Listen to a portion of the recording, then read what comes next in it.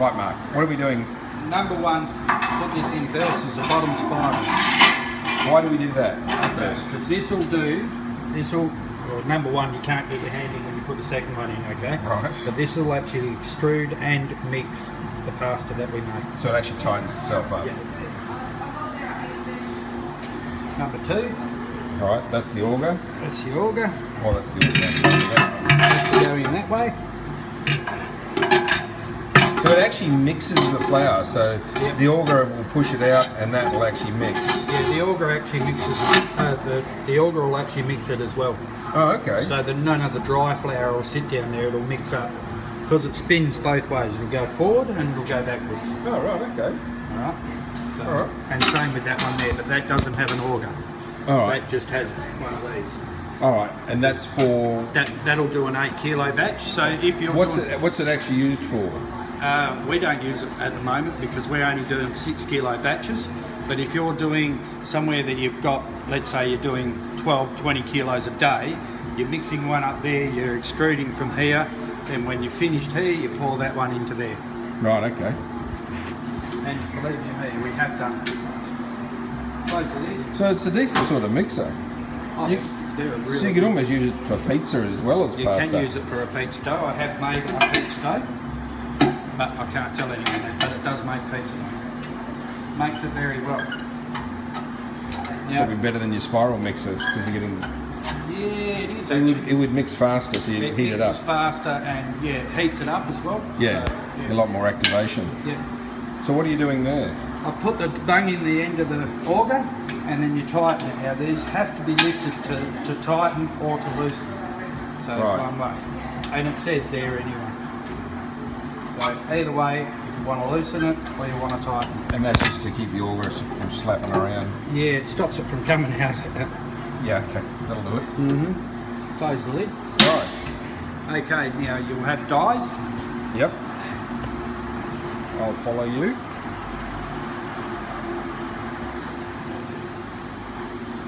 Now, the reason why you leave the dye in the water. Right, number one, it softens up all the old pasta. Yep. And number two, it makes it clean, easier for you to clean. Right. You'll see. So you're going to rinse those off now? Yep. And change your water every couple of days, not a week like that one.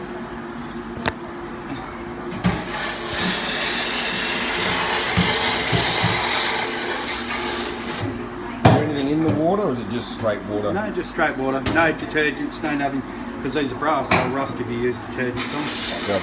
They'll tarnish. Yeah.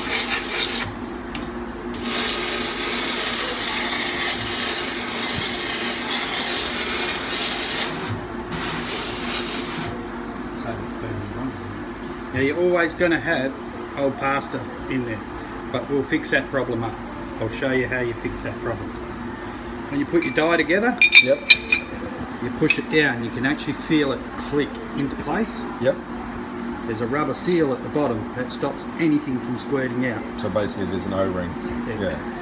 Is it an embedded O-ring or? Yeah, it's embedded into the bottom, so... Yeah, so you have to, is there any sort of lube you should use for it or? No, It's no. a dry Because O-ring. you've left it in water, It's automatically lubed up.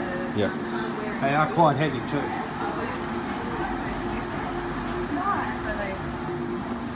Now your dye goes on here. Right. Use two hands, don't drop your dye and smash your fan. Right. Not good That- for the fan. That really hurts the fan. Gets expensive. Very. So that goes up, and you only need to do it up hand tight like that. And then you just back it off a little bit. Alright, so you're not locking down the Queen Mary. No, don't get there is a little tool to take it off later on. Yes. Do not tighten it with that. No. You will never get it off again. Right. Yeah, I suppose. We're not talking a lot of... Alright, so now we're ready to basically put flour in. Alright, so what are we going to do as far as cleaning that up? I'll show you that In time. the next part. Alright, cool. Off we go. There's two types of flour you can use. There's Yep. a coarse and there's a fine. They're both semolinas or? Both semolinas or Durham's flours. Durham's? Yep. But don't use one thinking that it's going to make the perfect pasta piece because it's not. It'll make the machine work too hard. Yep. And if the machine's working too hard, the pasta mix actually gets too condensed and too hot. Makes it hard to actually make the pasta. Right, okay. So you're just going to do a half batch, are you? A 6 kilo batch. Just a small one. So what's how many kilos can that machine make? That one there holds 6 kilos. That one will do 8 kilos. So you can do both at the same time? Yeah, you can run them both at the same time. Wow. If you, like I said to you, if you're doing... Is that 6 kilos finished or 6 kilos flour in? 6 kilos of flour with the egg and the water. And so it'll work out to about 8 kilos roughly once you've done your flour, egg, water. And the other one will be close to 12? Yeah. So, yeah, 11, 12. Yeah. And if you were making a pizza dough, obviously that's where you need the extra weight. Like this one there will handle the weight because it's bigger, it's denser. Yeah. That one you still can, but it'd just be a smaller dough. Smaller dough.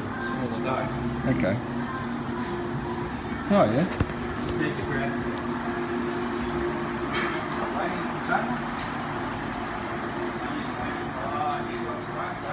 So what are you doing, Guy? While Mark is getting the flour together, Yep. I'm just making up a water and egg combination. Right. For the size of the mix that Mark's making today. And that's for the pasta? This is for the pasta, yes it is. So what percentage of eggs to the liquids have you got there? So we've got 1350 of water. Yep. And then 12 eggs. Okay. It's a lot of eggs. Yeah. That's whole eggs or just obviously whole eggs? Yeah. So 600 is a really good size. 600 gram egg. Yep. It's a really, really good size to use. And you put the whole egg in and then you make sure you give it a really good whisk. Right. So that the mixture is really, really well mixed before you put it in with the flour. So it looks like an omelette mix sort of thing without so just a whisk and... Oh, right, okay. I've never seen that done like that before. No, she's got one spare sitting there. Yeah, so just make sure it's nicely mixed together. Yep. So that way you get a nice consistency through your pasta as well. All right, beautiful. Yeah. All right, back to you.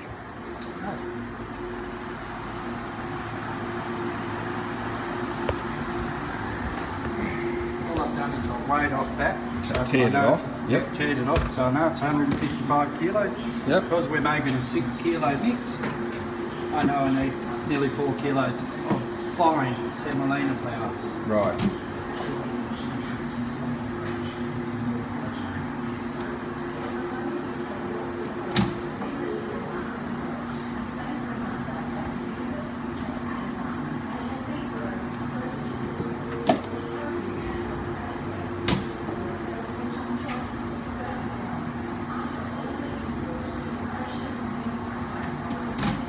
It doesn't have to be exact, but as close as possible.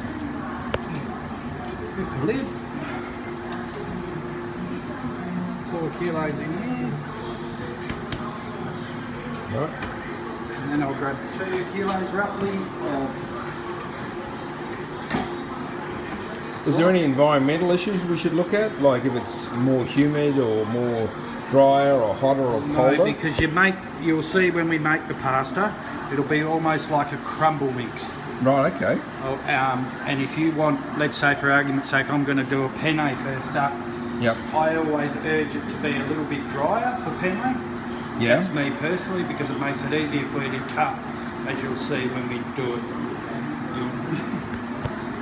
So you'll do a different batch for every variety, depending on whatever, or you don't have to? No. Sometimes you just do. You just watch what you're doing. Like we'll put this amount of water in now, and if it's crumbly, I'll use it. But if it's still too dry, I'll put a little bit in there. If it's too wet, I'll put a little bit more flour in there. Right, okay. Depending on the situation. Sorry, there's your egg mix. Thank you, ma'am. 2 kilos of coarse flour.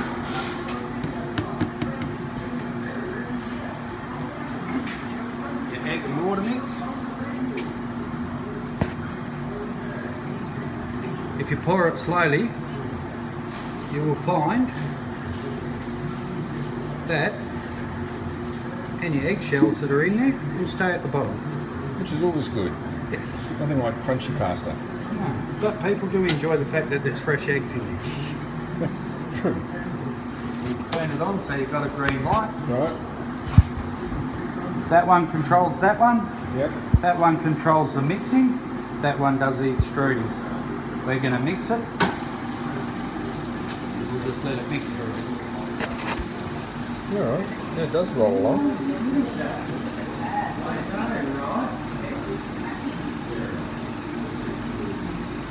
So how long does it mix for? Probably 2 to 3 minutes, depending on the water and everything like that. So why did that click off? It has a safety thing, and I didn't put it on because I didn't think about it at the time. But what it does is if I put that down like that, it won't open up. As you can see, you will start it again and it won't open up. Right. But It is a safety mechanism. I've unlocked it now just to see. As soon as you lift it, it's hit, it stops. So no one can put their fingers in. Yep. It's pretty straightforward so far. Yeah, And I can see what you mean by the crumbliness. Yeah, you'll see once it mixes up and gets everything in. So it's a very tight dough. It's not a bread dough or a pizza dough. It's actually quite a tight dough by the looks of that. No, No?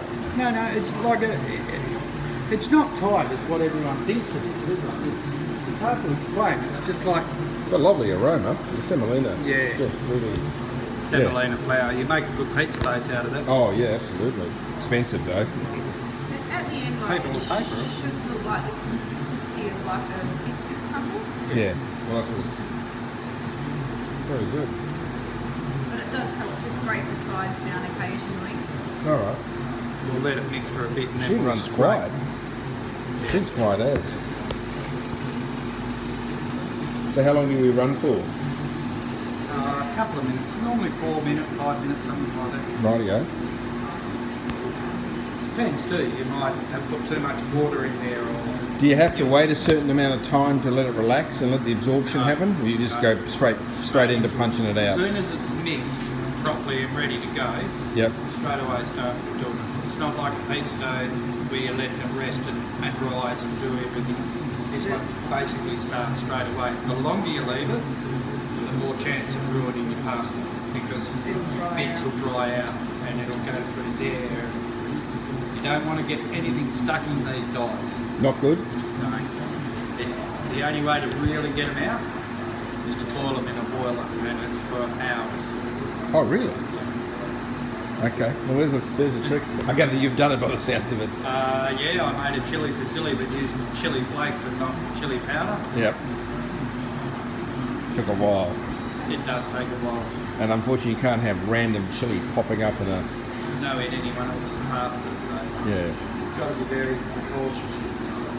So you can see now it's starting to break away. Yep. So we just clean the sides down Yep. to make sure that it's all mixed in. Just with a dough divider there. Yeah, dough divider. I use a scraper, but there's Oh, only... sorry, dough scraper.